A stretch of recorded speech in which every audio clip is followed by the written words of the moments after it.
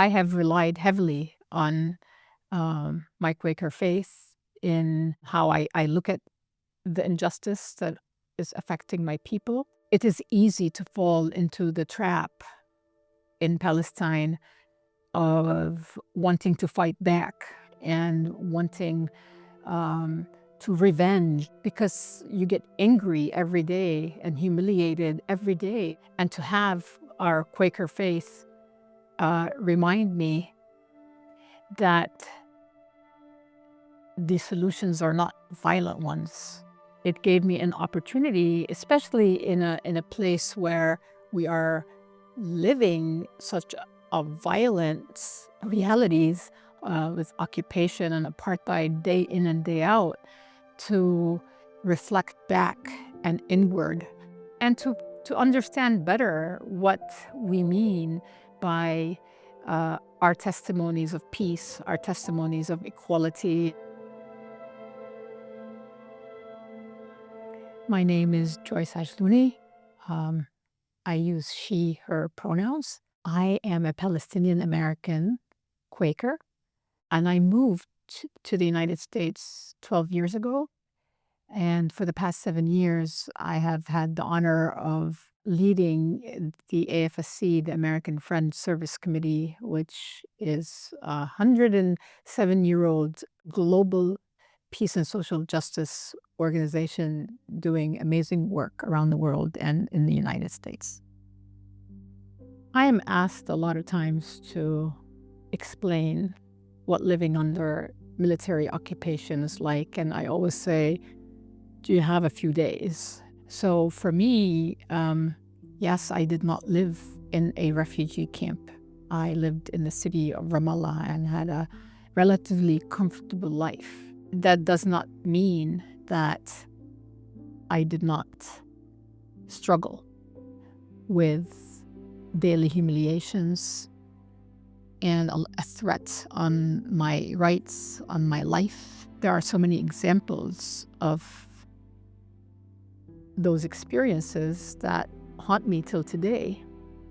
When you live in a place that treats you as subhuman, that your life is not worth living, that continues to haunt every Palestinian.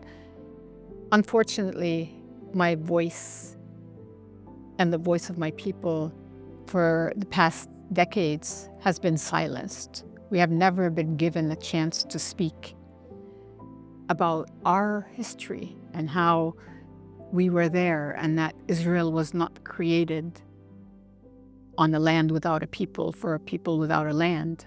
We have been dispossessed, massacred, ethnically cleansed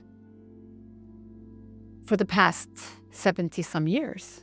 Gaza has been bombed and attacked so many times before October 7th. Generations, families obliterated, Christians, Muslims, everyone. Occupation does not discriminate. This is not a response to the October 7th attacks on Israel. And this is not about Israel defending itself. This is a continuation of what I grew up with. How do I cope with genocide taking place every day against my people? How do I cope? I don't know if I'm coping. How do I accept that our world order has allowed this? And then as an American, my own tax dollars are supporting the genocide against my own people. How do I sit with that?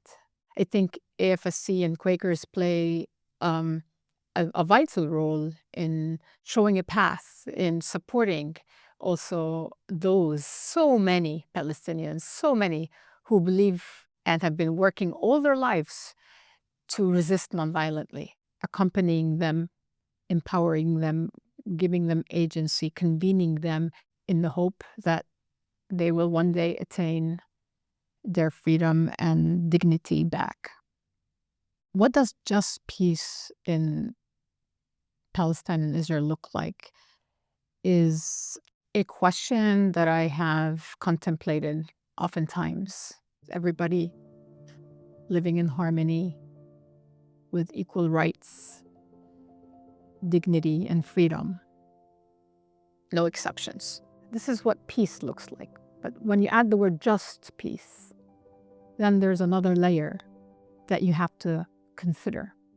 And with justice means acknowledgement of the harms that have been perpetrated by the Israeli government and its supporters, including the US government. And then the second layer is a restoration of rights.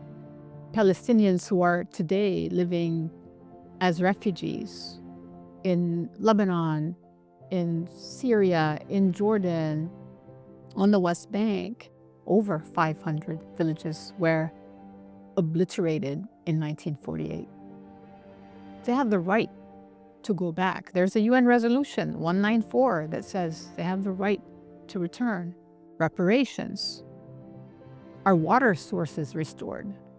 Settlers today on the West Bank have a green light from the military, from the Israeli military, to do what they want. So they continue to not only harass, but to commit pogroms against the Palestinian villagers. These are illegal settlements. So there has to be a restoration of rights. After that, then there's space for reconciliation, for healing. So we can live in that beautiful piece of land from the river to the sea together. What has happened in Gaza, it put us back decades. If I had any hope for peace, just peace, to be attained in Palestine 2 years ago, I've lost it now. The only silver lining I see, and I want to say that, is with the amazing solidarity that I have seen from people, not the government, from the people protesting outside, calling their senators, calling their representatives, putting their lives on the line. The solidarity of the Jewish community especially, that has given me and my fellow Palestinians hope.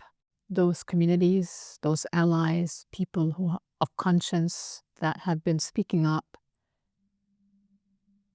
my message to them is not to tire. Whether it's a conversation with a neighbor or with a family member, is to continue and courageously speak truth about those historic harms and what is happening today on the ground. This is not a political stand. This is a humanitarian stand. It's a human stand. It's a Quaker stand. I feel like there's a next generation that is going to understand the truth, is going to be able to lift it up and take us there to a place where we can be free and we can reconcile and we can heal. It's just going to take a long time. Thank you for watching this episode of QuakerSpeak. If you like this episode, please leave a comment and a thumbs up so we can reach even more friends. For more videos, click this playlist here. To subscribe to QuakerSpeak, click this here. And to support us, click here. Thank you so much for watching. Happy Friday.